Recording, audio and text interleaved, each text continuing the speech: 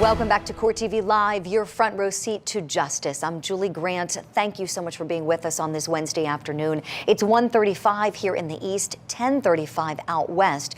The case we're following, the state of California versus Kellen Winslow II. The jury is on their morning break right now. Typically, it's about 15 minutes, so it gives us a little bit of time to unpack, catch you up as well if you're just now joining us. I'd like to welcome into the studio our guest, Holly Waltman, criminal defense attorney, to talk with us about everything we saw this morning in that testimony. Big day today, Holly. You were watching carefully with me, and I want to just take things in order. Let's talk about Jane Doe number one's daughter first, taking the stand, corroborating some of her mother's testimony.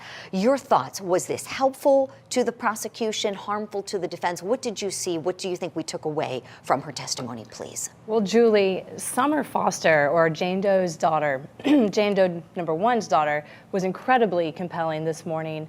For me at least. I do think that there are some issues that could have been clarified with her. Mark Carlos was very aggressive in his cross-examination of her and really wasn't able to get what I think he was going for, which is kind of like, this is your mother and you would do anything for her. You know, and you have admitted that your mother is a liar and came in here before this jury under oath and lied to everyone, and you're now doing the same thing. I think that he could have probably taken a step back. It almost to me appeared as though he was kind of bullying her. Do you think if he would have taken a softer approach with her, he could have still extracted the information he wanted, but not come off as so aggressive before the jury? Possibly, and you know, it's easy for us to sit back and watch this and say, this is what I would do, but there's a female defense attorney sitting at the table who's also pregnant. And we found out today that Summer Foster is also pregnant. I think I would have put her up to try and cross-examine this. Female to female, it may have come across a little bit more delicate, and we might have gotten a little bit more out of Summer Foster from the defense perspective. Sure.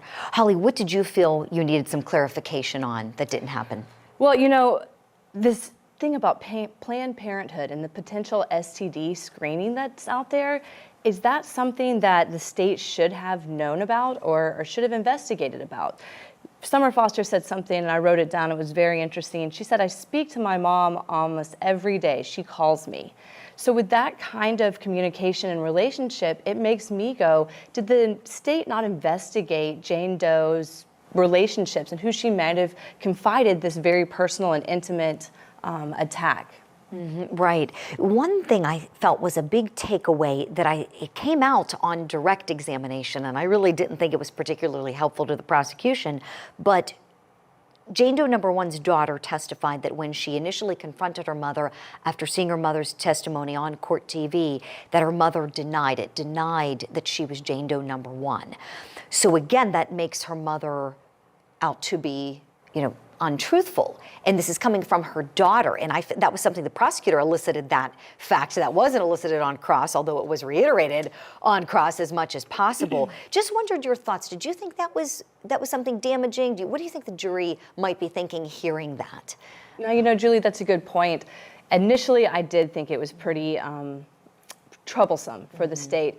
But after some clarification, she went on to talk about how her mom is often paranoid, kind of insinuated that she's not completely mentally stable without going into her mental health conditions that may or may not be out there. I know that the judge kind of pulled that back a little bit and tried to step back from eliciting that kind of testimony. So I don't think it's as problematic as we initially thought it would be. The things that really stuck out to me was that, you know, if this relationship is as close to your mother as you say it is, then that's something that maybe the Jane Doe 1 would have told investigators during the course of the investigation and during her questioning and in preparation for her testimony. I think it's something that the state failed to look into. And if, as a defense attorney, I certainly would be bringing that up in my closing. Right. If you're a defense attorney, absolutely, you're going to hammer that point home. And perhaps, and I've thought a lot about this, perhaps an explanation from the prosecutor's standpoint might be, or from, I should say, Jane Doe number 1 and her daughter, is maybe because it was this is such a terrible thing,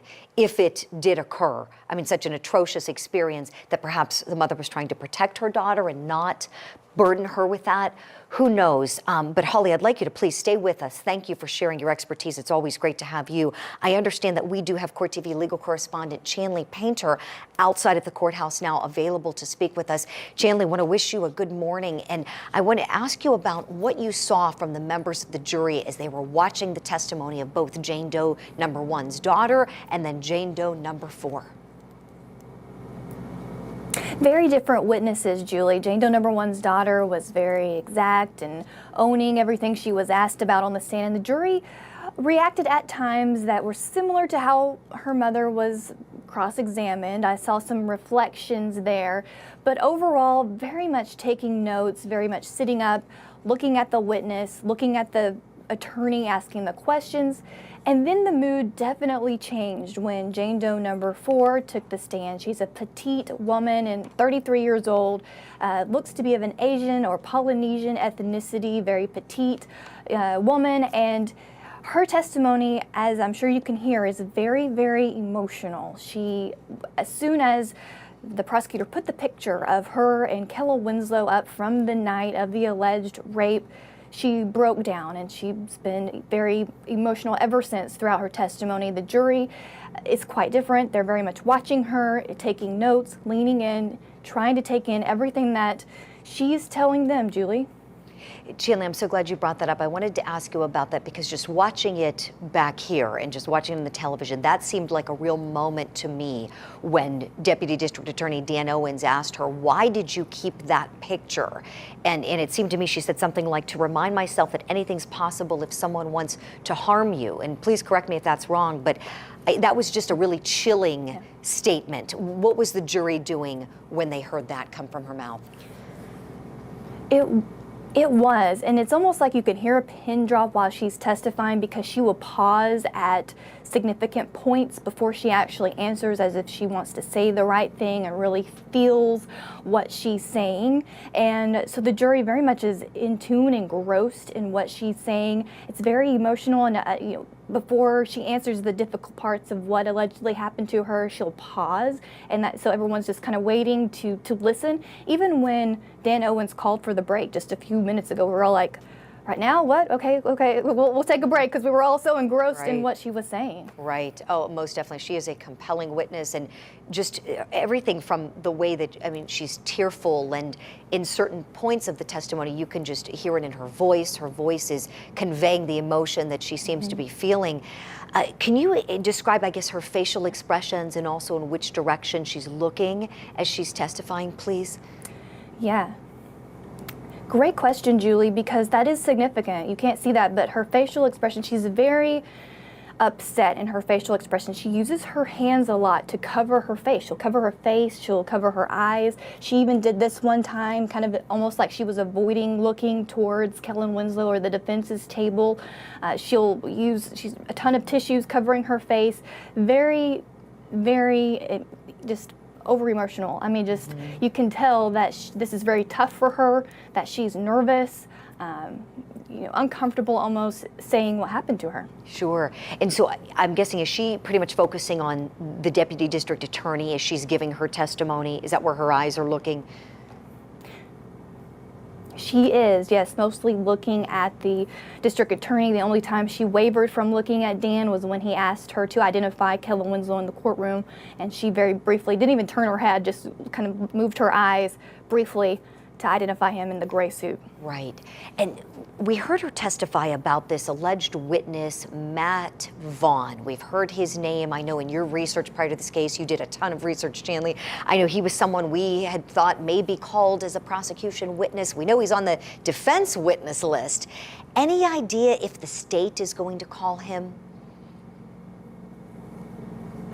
He's not on their witness list, Julie, that's right, and it seems like if the state doesn't call him, we'll hear from him from the defense's case in chief, but his name has been brought up several times during this direct examination as being a part of both times she encountered Kellen Winslow and a part of the alleged assault, it seems like, too. So it'll be interesting to see how Dan follows up on that, and of course the defense, I'm sure on cross-examination, will be pointing out a lot of inconsistencies, trying to poke holes in what she's saying, which might be difficult, seeing how emotional she has been so far. Most definitely. All right, Court TV legal correspondent Chanley Painter reporting for us. Chanley, thank you so much. We're going to take a quick break here on Court TV Live. We're back with much more legal analysis for you and gavel-to-gavel coverage of the case of the state of California versus Kellen Winslow II. Tonight on Court TV. It's a pivotal day of testimony in the Kellen Winslow II case. One of his accusers is expected to testify, Jane Doe number 4, as well as the daughter of another accuser. With so much going on in court, make sure you join us as we dive into the biggest developments from today and expert legal analysis of who made the biggest impact on the jury. Closing arguments with Vinnie Politan tonight, starting at 6/5 Central on the all-new Court TV.